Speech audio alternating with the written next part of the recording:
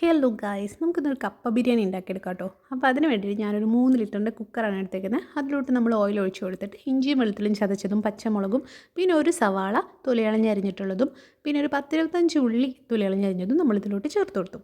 ഇതെല്ലാം നന്നായിട്ട് മിക്സ് ചെയ്ത് വരുമ്പോൾ നമുക്ക് പൗഡേഴ്സൊക്കെ ഇട്ട് കൊടുക്കാം. അപ്പോൾ മഞ്ഞൾപ്പൊടി, മുളക് പൊടി, പിന്നെ നമ്മളുടെ മല്ലിപ്പൊടി ഒരു 2-3 ടേബിൾ സ്പൂൺ ഇട്ട് കൊടുത്തിട്ടുണ്ട്. പിന്നെ ഗരം മസാല അല്ലെങ്കിൽ മീറ്റ് മസാല ഇട്ട് കൊടുത്തിട്ട് ഇത് നന്നായിട്ട് മിക്സ് ചെയ്ത് വഴന്ന് വരുമ്പോൾ അതിലോട്ട് നമുക്ക് കഴുകി വെച്ചിട്ടുള്ള ബീഫ് ഇട്ട് കൊടുക്കാം.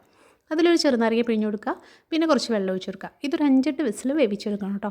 അതിന് ശേഷം നമുക്ക് ഇത് വെന്തതിന് ശേഷമാണ് നമ്മൾ കപ്പ ബിരിയാണി ഉണ്ടാക്കാൻ പോകുന്നത്. അപ്പോൾ ഒരു പാത്രത്തിൽ എണ്ണ ഒഴിച്ച് കടുക് പൊട്ടിച്ച് നമ്മൾ നേരത്തെ ഉപ്പിട്ട് വേവിച്ച് വെച്ചിട്ടുള്ള കപ്പ നമ്മൾ ഇതുപോലെ ഇതിൽ മിക്സ് ചെയ്ത് കൊടുക്കുന്നു.